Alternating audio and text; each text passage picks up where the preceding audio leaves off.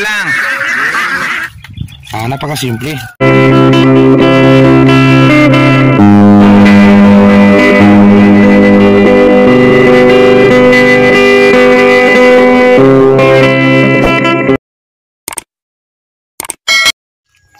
Sakto morning mga kasakto. So kasakto, update tayo sa ating sitaw. So kahapon after harvest, nakarang araw, 2 days after harvest. So marami na naman, no? Baka siguro mamaya o bukas titirahin natin to. Ayan, ating sitaw. Marami naman. So yan, 2 days lang yung interval. Bukas o ngayong hapon schedule naman tayo sa harvest. Again, ulitin natin. 49 years old.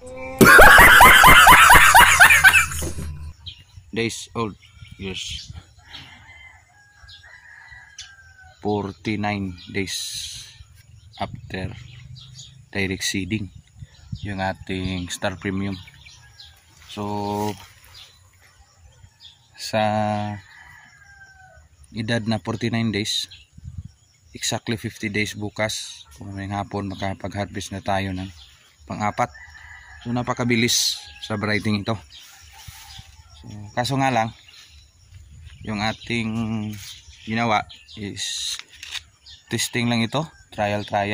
So hindi tayo ganun ka expert nito. So again, sinusubukan lang natin gumawa. Again, yung ating trellis hindi pa ganun ka consistent. May failure pa yan kasi kung mag-spray tayo yan, mahirapan tayo. Alam na natin yung consequence na ganyan. So napakahirap sa ganitong style na trellis. Yung tinatawag sa akin Vulcan trellis, yun yung Vulcan sa taas. Pinapangalan ko to sa Vulcan. At exactly pag isang linggo pumutok naman yung ating Vulcan. So yun, background niya. So sa Star Premium, ano ba yung ating mga advantages at disadvantages? So yung advantage niya, siyempre maraming bunga at napakaberde. Maliit harvest na isang araw o dalawa, kung depende sa buyer, kung ipasali lang niya yung mga medyo may katandaan na, depende kasi yung kulay niya is berde pa rin. So katulad dito, berdeng-berde pa rin, no? So yung berde niya napaka ganda sa mata. Yung buyer kasi guys, yung inuuna is yung berde at mataas yung quality ni Star Premium. Kaya hindi natin siya ina-adjust sa pag pakain. Bibigay tayo ng tamang abono at alam natin yung ating tanim na hindi ganon ka gasto sa abono, because yung kinakain ni Star Premium binigay niya balik sa atin. Ano bang binalik?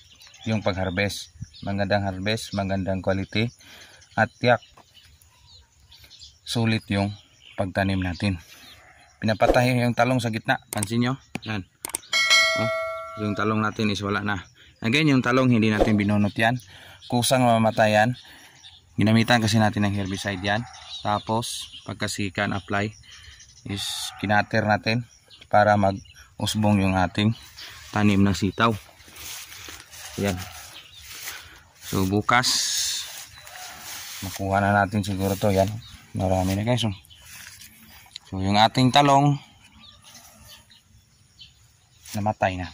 So wala na tayo talagang pag-asa ni talong. Bunutin na lang to for the sake na mag-choose talaga tayo ng tanim. Kasi yung sitaw palaki ng palaki, baka ma-short tayo sa kanyang nutrisyon. Kasi kung malaki na yung tanim, malaki na yung kinakain. Yan, katawan niya is malaki. And then guys, yung distance nito napakalawak, napakaluwang. Sa luwang niya is yung ating ibang poste is bumigay na doon sa pinaka endpoint na yon, at sa dito sa taas yan, dito dyan is maano na, parang bumigay na din yan. So nag-isip na tayo ng dumagdag.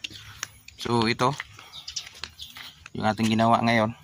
So binili natin ito ng 250 dito sa amin. 250 yung 50 pieces. So napakamahal, no? So 500 yung 100 pieces nito. So napaka-expensive sa area namin kasi dito sa amin yung area mula walang tanim na kawayan. So dito yung kawayan is napakamahal. So ganito yung paggawa, guys. Hatiin para makasave at saka i-divide doon sa pinakalas. So pag sabay na siya, kung ito mahati ito, napaka tibay na. Pagdating doon sa poste, itatali ito at may tali na ganito, yung single twine at double twine. So yan, ito.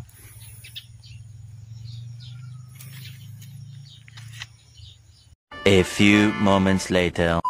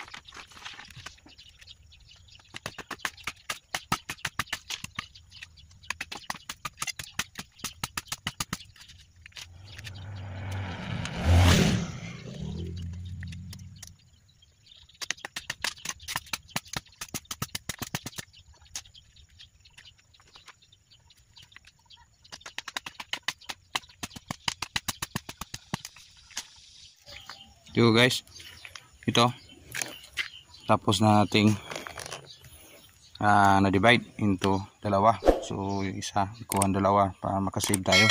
So yung gagawin nito same sa ganyan, ito i-divide at saka lagyan ng ulit ng sako o yung single twine o double twine. Ito single sa gitna tapos double sa gilid.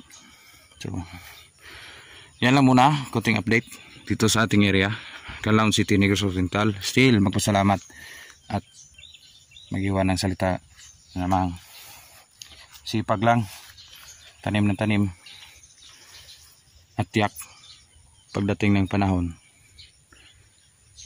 may maibigay tayo na pagkain sa ating pamilya doon sa kanilang, doon sa ating misa na pinatuluan natin ng pawis. Yan lang muna, kunting update, Insakto TV. Salamat.